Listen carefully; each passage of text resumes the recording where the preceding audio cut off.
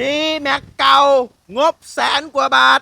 เข้าไร่เข้านาเข้าสวนไอเสมรถซิ่งจัดให้ครับตัวนี้เป็นดีแม็กเครื่อง2 ปัญหาคอมมอนเร็วครับยางไม่4 เซน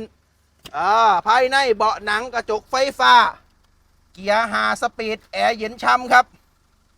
แอร์ช่ำๆเย็นๆกิ๊บ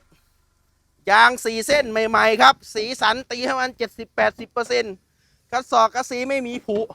รับประกันการโอนครับโอนได้แท้แน่นอนภาษีปี69หมด15พย2569นะมาพร้อมสายฝนเลยครับวันนี้เครื่องนิ่งๆแผ่นเพจเดิมๆไม่มีไอครับเครื่องไม่มีไอเลยเครื่องขับดีมากเอาไปเพียงแค่ 169,000 บาทไอเสมรถซิ่งจัดให้โคตรสุดเลยวัยรุ่น